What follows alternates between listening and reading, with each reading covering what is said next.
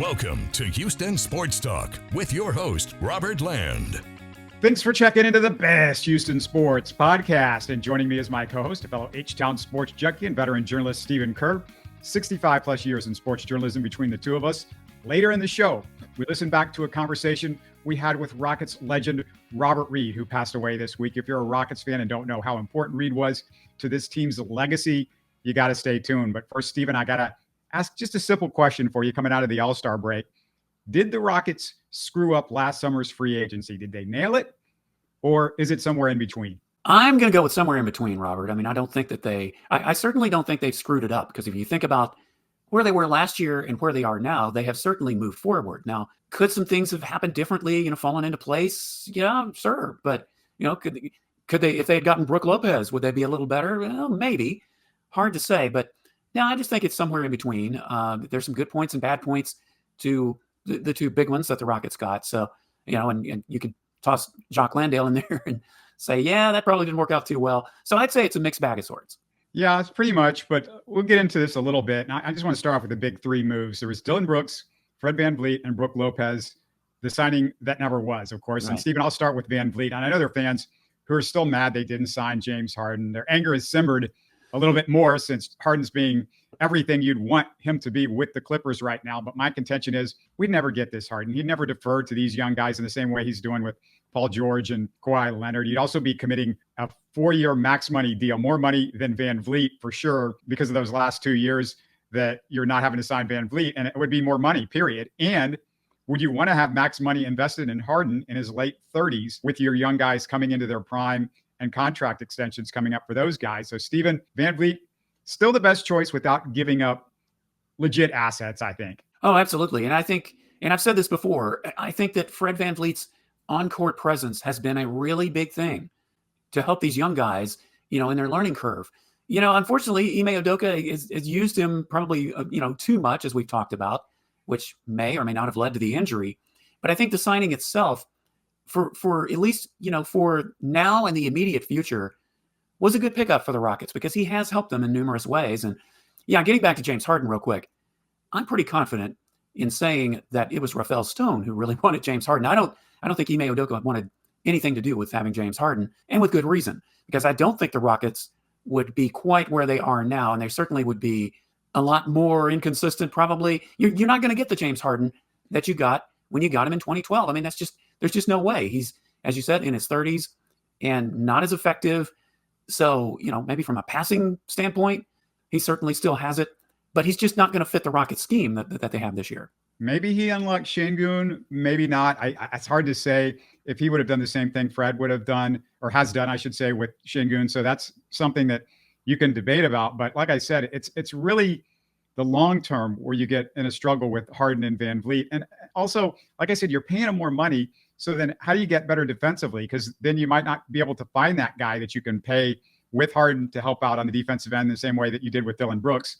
And we're going to get to Brooks in a second. But, there were other contracts that you're allowed to do because you didn't sign James Harden. And some of those contracts might not have mattered. Maybe you don't think they mattered.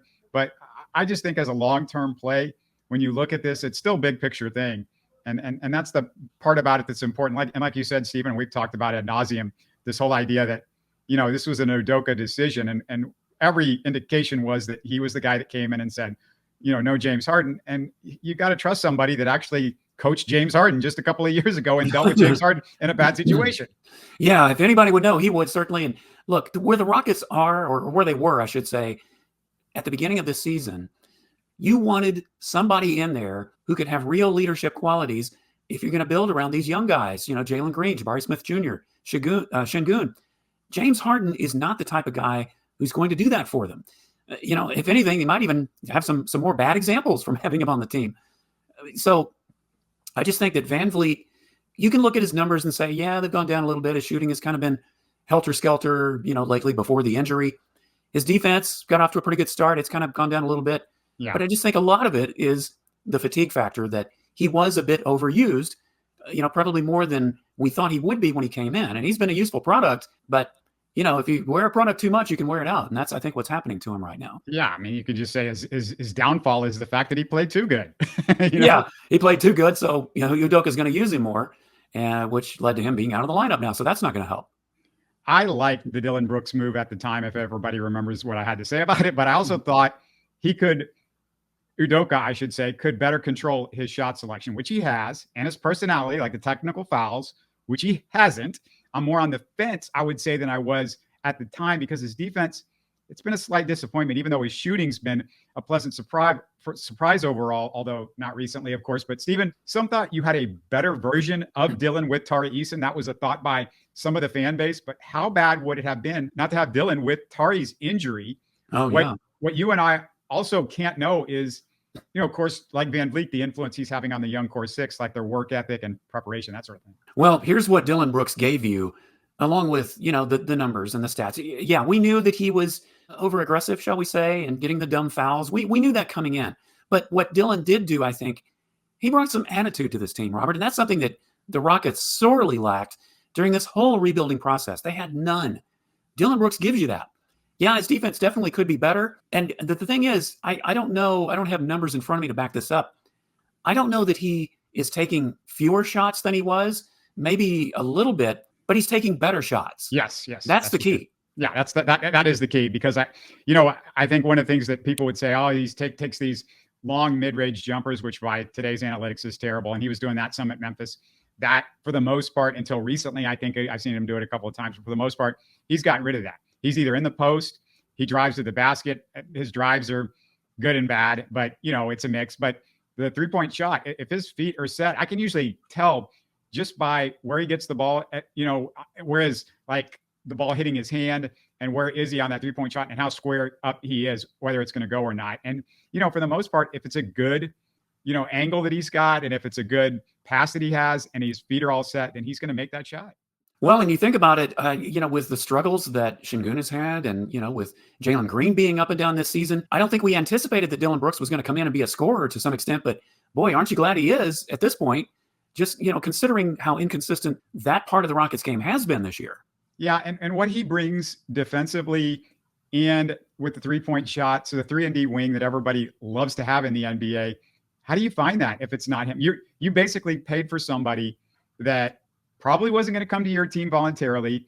Then you would have had to trade assets to go get that guy. Right. And what assets did you want to give up? Because, and we're going to get to this, you didn't have the second round picks after the Brook Lopez thing. Although, if you didn't calculate that into the equation, giving up the second round picks because you wouldn't have signed Dillon Brooks. And it's a long, convoluted story, but what happens? Like, what's the sliding doors thing?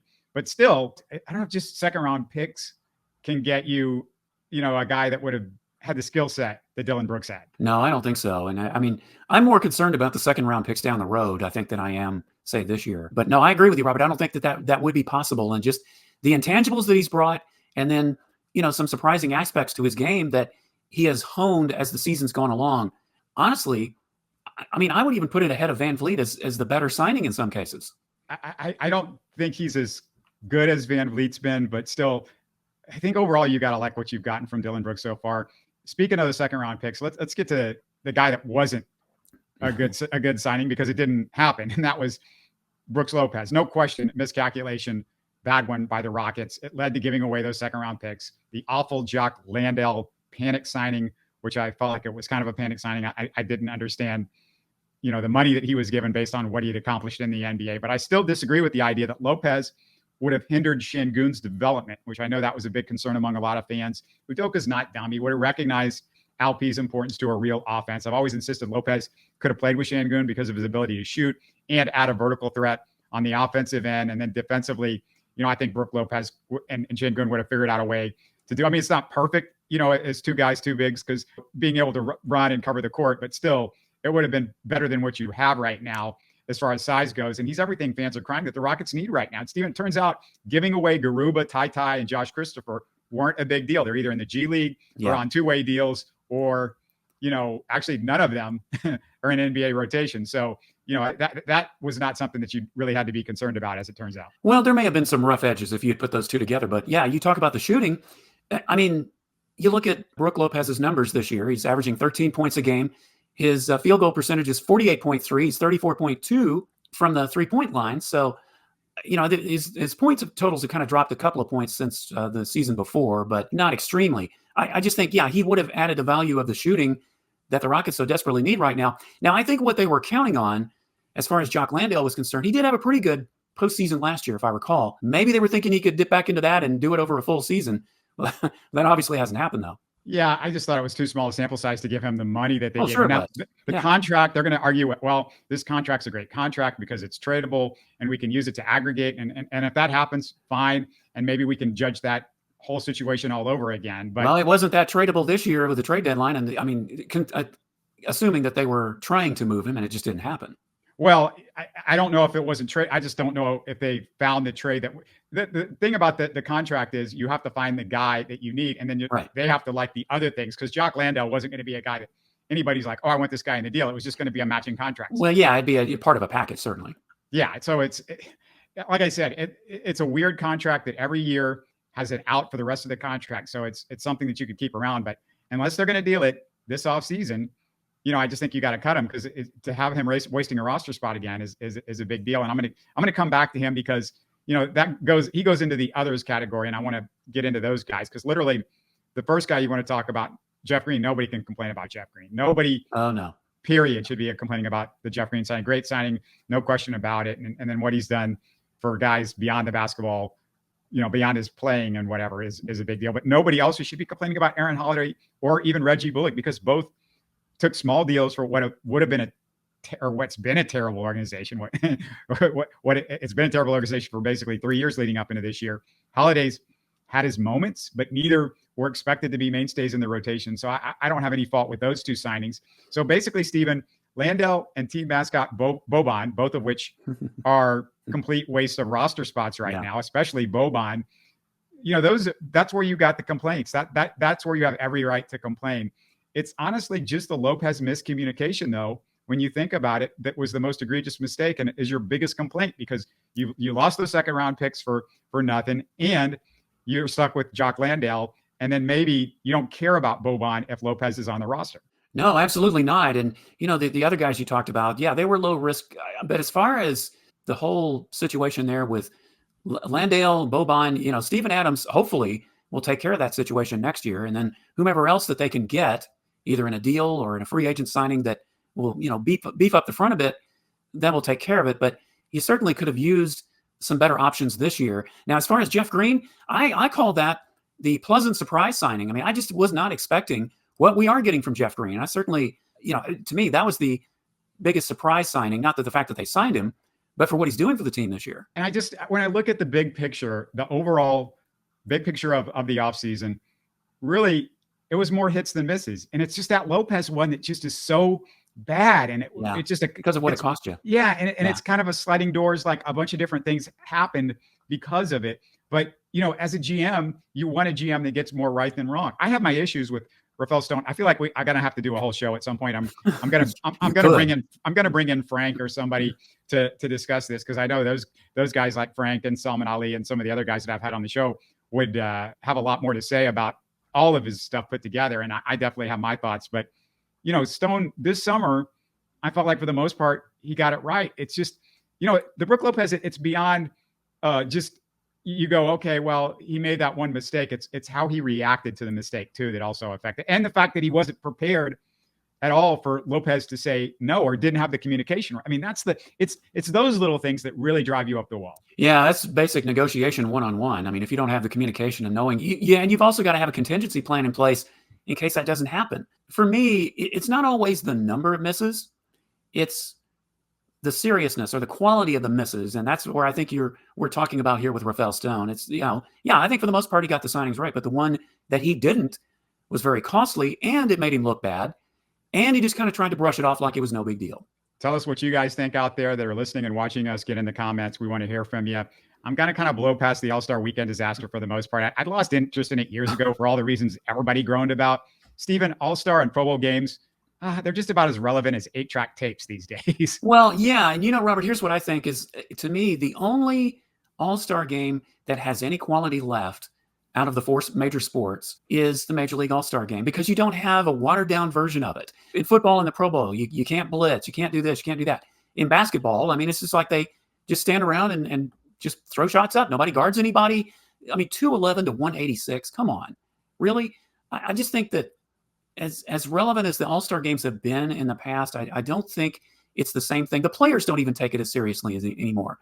So I'm wondering if perhaps what they need to do is just make it a weekend of skills competition, but instead of doing players, have it with teams. I kind of like what the NHL does with their All-Star weekend now. They have a bunch of skills competitions individually. Well, they do skills competition. I mean, I'm talking about, individually, but I'm talking about instead of having an All-Star game, why not make it like a team situation where you have some of the stars of the league? They kind of did this before in the All-Star game, but I'm talking about have them pick players that would be the best at say, slam dunking or three-pointing and doing stuff like that rather than skills competition, on Saturday and then a game on Sunday that nobody watches. Yeah, the skills competition that's called the skills competition is a big disappointment now because the guys just treat it like a joke. I mean, that's the problem. Unless you can get these players to not treat it like a joke. And here's the thing. The players of the past, the leaders, the best players, the LeBron James, I'm going to call out LeBron James just flat out because he is the leader of the NBA at this point as far as players go. Right. If LeBron James, would have competed in the slam, I don't think he ever competed in the slam dunk contest. If he would have competed in the slam dunk contest, then I think other great players, but it got to the point where it used to be like Michael Jordan and Dominique Wilkins and the best players competed and now they don't. And that's the same deal with the three-point competition. The best players a lot of times do compete in the three-point competition. So the other guys you see like Dame and Steph will be in the three-point competition. In the skills competition, I just feel like it's a dumb setup. I don't like the way they do it. It looks like a bad miniature golf setup or something like that. Yeah, I agree. And here's what the NHL does. They actually made their All-Star game or classic a tournament style. And maybe, with the NBA doing their in-season tournament and the play-in tournament, maybe that's what they kind of need to do with that. Now, it was a watered-down version. Yeah, they played, 10 minutes apiece, 2 periods. You had 2 teams going against each other. Then you had 2 other teams that went against each other. And then the 2 teams that won met in the finals, basically. And that's how. Yeah, the Rising All-Stars does. It's very similar setup. Right. Same type of deal. And yeah, that's something maybe you could do. Maybe that would get people a little bit more interested in it.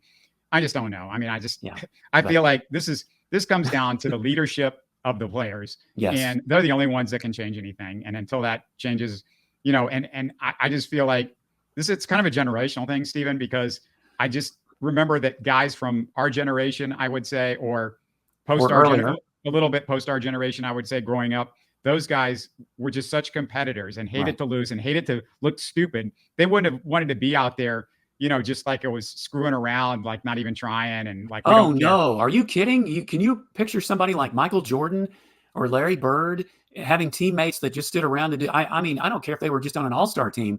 They'd get the chewing out of their lifetime if they did that. And that's why I was saying, I just don't think it's as relevant now. And that maybe like some of the other traditions, I know purists don't like it, but some of the other traditions that we've had in basketball and football and baseball, maybe that has to change along with it. Exactly. Well, let's close out with this and really sad news. On Monday, Robert Reid passed away at age 68. The second-round pick out of St. Mary's in San Antonio, played with the Rockets from 77 to 82, retired for a season, and then came back to play for Houston from 83 to 88. He finished his career with Charlotte, Portland, and Philly, but without question, he's going to be remembered as a Rocket and secretly a key guy to their 81 and 86 finals runs. In 86, he was thrust into a starting point guard role when John Lucas had his drug suspension. Right. Reid was a 6'8" forward who, Stephen, you'll remember, was suddenly guarding Magic Johnson in the Western Conference Finals and was running the show for Hakeem and Ralph. Yeah, he certainly was. And you know what? We all, I guess, have heard about the miracle shot that Sampson took in the 86 series when the Rockets beat the Lakers 4-1. Well, the guy who took the big shot before that was Robert Reid. He set up that shot for Sampson. Otherwise, it probably wouldn't have happened. And here's something else that was kind of interesting too, Robert. He played in the 81 and 86 finals against Boston, as we said. In 81, he was guarding Larry Bird. And in 2 games, he held Bird to, I think, 8 points apiece. And Bird wrote in his autobiography, he kind of backhanded Robert Reid a bit with that. He said, I get held to 8 points a game, and all of a sudden, Robert Reid is some defensive genius. I don't know what all the fuss is about. I can think of several players better than him. That doesn't surprise me that Larry would say that. But listen, you put him up against the big guys when he's a forward, and yet he's playing guard and guarding these guys like Bird and Magic Johnson. Hey, he held his own. I mean, he really did. And then he made some big shots that kept the Rockets moving forward. No, they didn't win the championships in those 2 years. They got awfully darn close. And kind of like the Oilers and the Steelers, you met up against a dynasty that nobody was going to beat in the Boston Celtics. Yeah, and we're going to come back to a couple of things that you mentioned in the interview that I had with Robert Reid, including Larry Bird and stories about Bird as well. So you're going to want to listen to that. Also, Reid and Alan Level played on both the 81 and 86 finals teams. They were the only two guys. So, there's not many guys that have multiple finals runs with the Rockets. Reid and Level, of course, Dream. And Dream's the only one that has played on, I think, more than two, because he played on the 86 and the two championships. Right. My friend Bree, one of the Red Rowdies, who you guys know as Rockets Girl on X, if you follow her at all, she said that she'd see him at games, Robert, and he always stopped to talk to fans. Stephen, he was a great personality, and I vaguely remember him hosting the Robert Reid show back in the 80s with the Rockets television studio host at the time, this unknown Houston young girl named Hannah Storm. Yes, I do remember that vaguely. And, he was a color analyst, I believe, on the U of H broadcast. I think it was, quite some time ago, of course. Yeah, it was about mid-90s. He was mid-90s, yeah. He was the color analyst for the radio broadcast. And, the reason that Robert Reid retired the first time after the 83 season, if I remember right, it was when Moses Malone was traded to the 76ers. And Robert Reid retired. He wanted to focus on his religion. And then, of course, he came back. And a couple years later. Yeah, you're going to hear that story from him, and he'll give us the true, honest story about what happened there. And, when I think of that Robert Reid show, one of the images that I have is Reid and Hannah Storm both coming out for their show in complete black leather, full outfits in black leather. This was the 80s, but still, It was pretty much a bold statement back then. Now, NBA has become a fashion show, but that show, unfortunately, didn't last long. I wish I remember more about the format, and that somebody had a clip from it on YouTube, because it sure would be kind of fun to revisit right now. Yeah, I never watched it. I just remember the name. And since you brought it up, it's like, oh yeah, it was one of those, oh yeah, I remember moments. All right. Well, his old Rockets teammate, Major Jones, said he was a tremendous teammate and an even better person. In the last decade, I've been lucky enough to interview many of my favorite childhood players. 9 years ago, me and my original co-host, RG Seal, interviewed Robert Reid. So RG's a Robert. So you're about to hear three Roberts, by the way. And it's definitely one of my favorite interviews. Reid and RG also share a birthday, August 30th, same birthday as Reid's 86 finals opponent, Robert Parrish. Hey, how about that? And also almost a Rocket a few weeks ago, McHale Bridges. How about that? Small world. Yeah, here's the late Robert Reid telling us stories about Hakeem, Ralph Sampson, Moses Malone, Rudy T, and guarding Larry Bird. Thank you, Bobby Joe. We'll miss you. We're really excited because dropping in on Houston Sports Talk is former Rocket Robert Reid. Bobby Joe, as he was also known to Rockets fans, spent 10 of his 15 NBA seasons in Houston, helped lead the Rockets to their first two finals appearances. Pleasure to have you with us, and I want to take you back a ways, Robert. You were drafted in the second round and eventually surprised everybody by taking Rudy T's starting spot.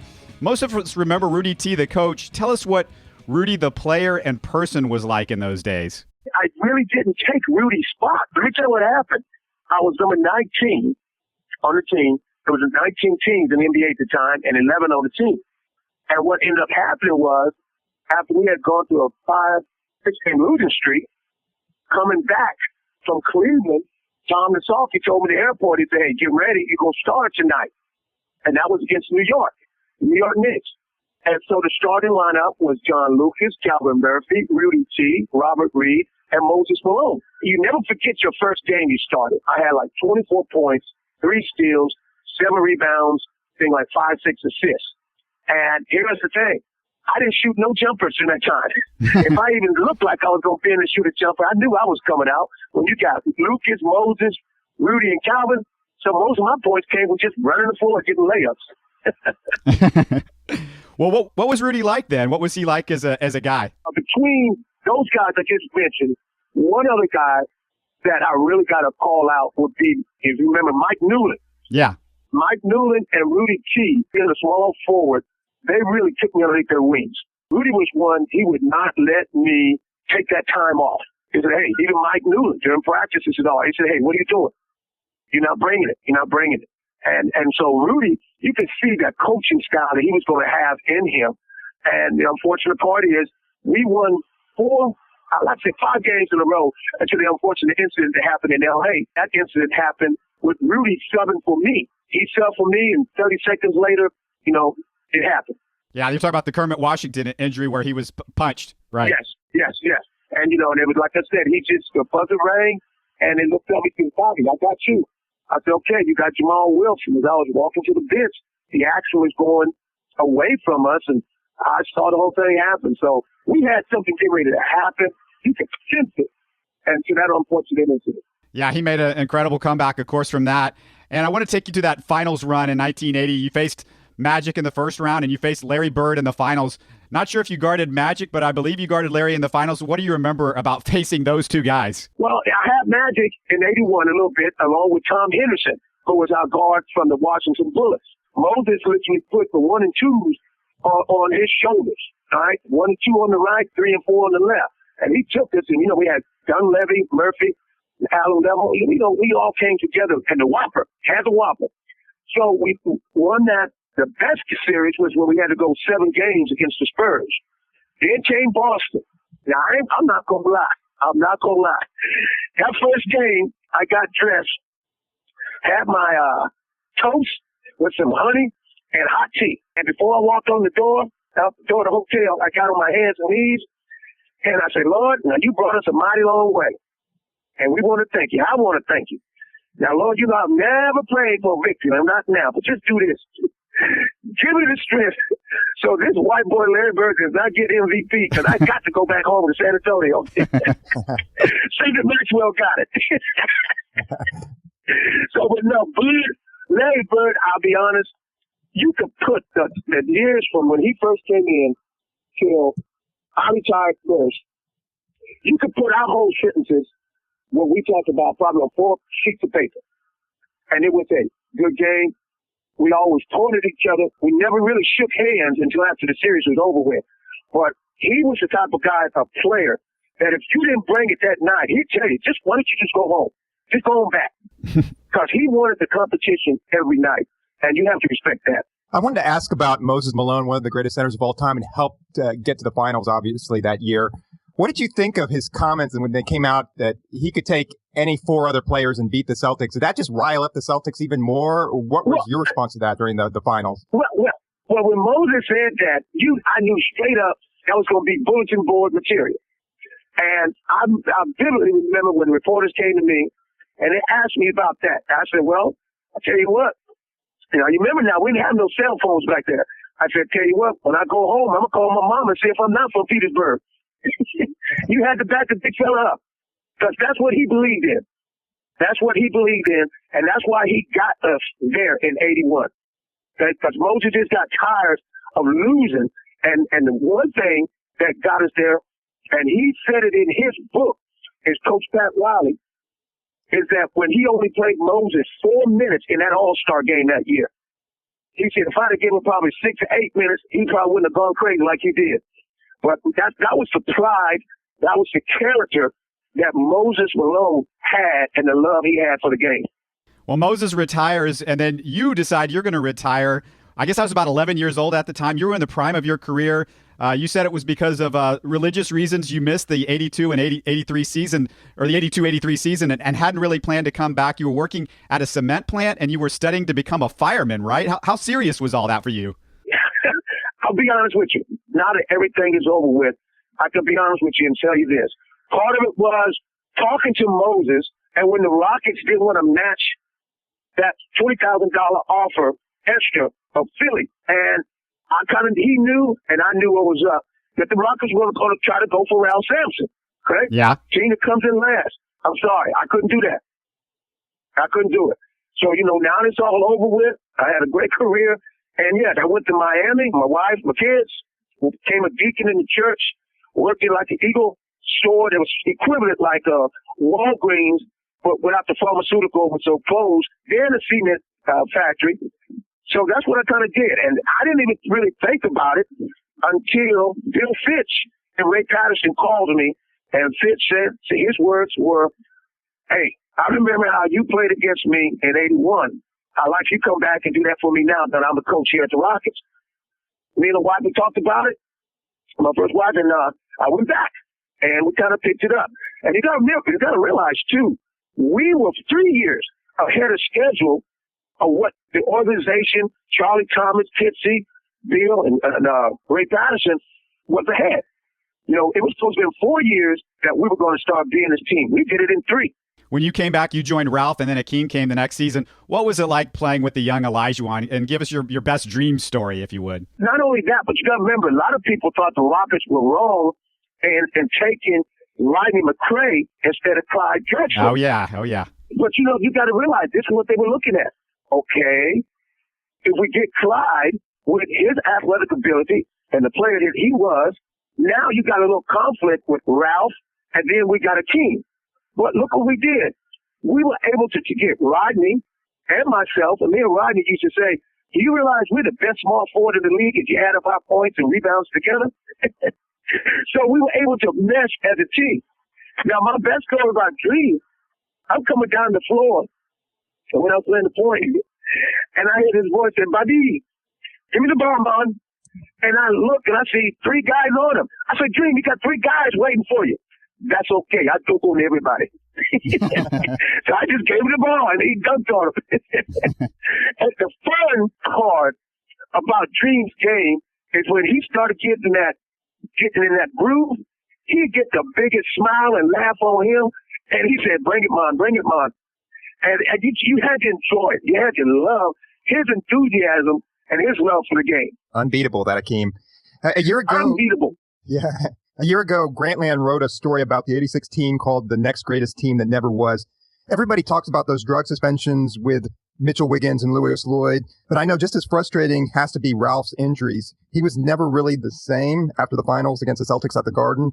Do you feel like just having Ralph not get hurt would have kept the Rockets in contention for subsequent years, or were there greater forces at work? I'm glad you asked that because of this. If we would have had the sports medicine that these young men players have today, Ralph would have been a factor, a tremendous career, and definitely he got into the Collegiate Hall of Fame. But you remember that horrible fall he had at the Garden, and came to find out that part of his hip, just that left side or the right, was an inch off. Then the next year, his knees gave off because of that hip. So now he's got the inch off the hip. His left knee is halfway gone. Then the third year comes the right leg. So no, Ralph was never fully healed to be the player that, as rookie of the year, that he was his first year. That was the Ralph Sampson everybody knew was supposed to be there 12, 15, maybe 17 years in the NBA and be one of the top leading scorers. So no, we missed that. With Louis Lloyd and Mitchell Wiggins, Lord have mercy. How can you put it? A lot of players had 1, 2, 3, 4 times that they were, suspended. Now, these 2 guys, one time, are suspended for life. One time. So it makes you wonder what's going on. One time only, and now they're suspended for life, and that shakes up our whole team. Yeah, because the Rockets with the Twin Towers there were poised to make a run towards finals, especially after getting by the Showtime Lakers in that memorable series with Ralph's last second shot. Yeah, but check this out. Who was the one that hit the shot that tied the game up? Hello, Banjo. But I can tell you one thing about the Twin Towers. One game we're playing the Celtics, I got the great Dennis Johnson. He passed away as one of the coaches with the MBDL League, the Austin Toros. I let him go by me a couple of drills. He stopped. He said, Reid, what are you doing? And I pointed at Ralph and Hakeem. I said, do you feel lucky? Because once you go by there, I got me 2 points.